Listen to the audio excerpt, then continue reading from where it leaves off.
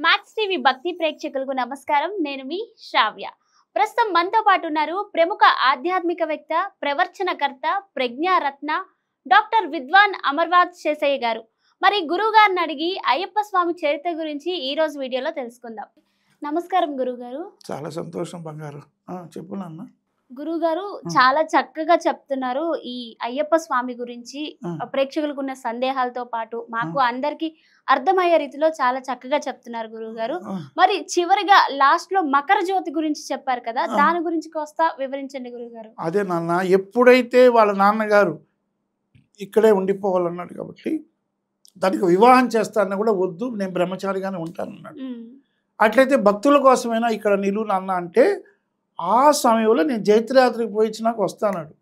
అది ఎప్పుడు జైత్రయాత్ర అంతా వచ్చిన తర్వాత తిరిగి పుష్యమాసములో సంక్రాంతి సమయంలో ఒక మకర జ్యోతిగా స్వామి ఆ యొక్క గుడి అంతా కట్టి ఆ విగ్రహ ప్రతిష్ఠ అయినాక ఆ ప్రాణ ప్రతిష్ఠ రోజు ఆ మకర జ్యోతి స్వరూపంగా స్వామి ఆ అయ్యప్ప చిన్ముద్రలో ఒక జ్యోతిలో కలిసిపోయాడు. అది నాన్న మకర జ్యోతి. అందుకే నేను చివరిలో ఈ అయ్యప్ప స్వామి శరణామృత వర్షిని ఒక పుస్తకం రాశాను, అద్భుతమైనది. దాంట్లో చివరిలో ఈ పాట చాలా అద్భుతమైంది. అది సూక్ష్మంగా నేను రాసిన పాట, నేను ఎన్నో పాడాను పాటలు.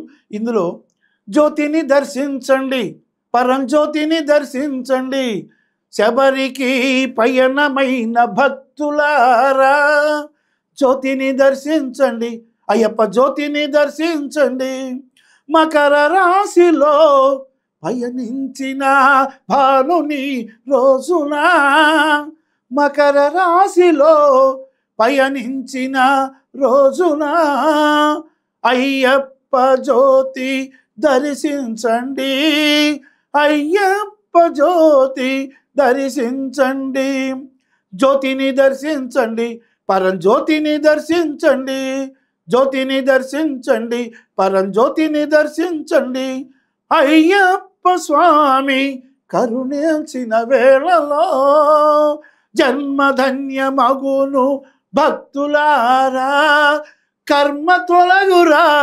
సద్భక్తులారా, కర్మ తొలగురా సద్భక్తులారా, జ్యోతిని దర్శించండి, పరంజ్యోతిని దర్శించండి. ఇది అద్భుతమైనటువంటి ఆ జ్యోతిని గురించి చెప్పేట. చివరికి అయ్యప్ప స్వామి ఆ మకర జ్యోతి దర్శనమే ఆయన నిర్గుణ స్వరూపుడు కాబట్టి, శివ కేశవ అభేదం లేనటువంటి దివ్య జ్యోతి కాబట్టి ఆ విధంగా స్వామి పరంజ్యోతి పరమాత్మ నిలిచాడు కాబట్టి మనం అందరినీ రక్షించడం కోసం భూలోక అవతారమూర్తి ఆయనే అయ్యప్ప, ఆయనే మణికంఠుడు, ఆయనే భూతనాథుడు, ఆయనే ధర్మశాస్త్రం. అర్థమైందమ్మా? బాగుంది కదా? నువ్వు అడిగిన ప్రశ్న తప్పకుండా నాన్న బాగా అడిగావు. నీవు ఆ పాట కూడా అద్భుతంగా నేను రాసింది భావయుక్తంగా ప్రజలకి.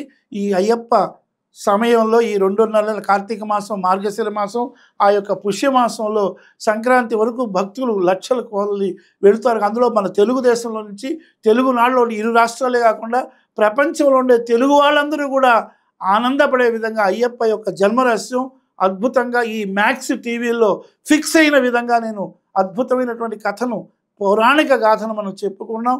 స్వస్తి ప్రజాభ్యాం పరిపాలయంతాం న్యాయేన మార్గేణ మహిన్మహీనాం గోబ్రాహ్మణేభ్యో శుభమస్తు నిత్యం లోకా సమస్త సుఖినో భవంతు. ఓం తత్సత్. స్వస్తి.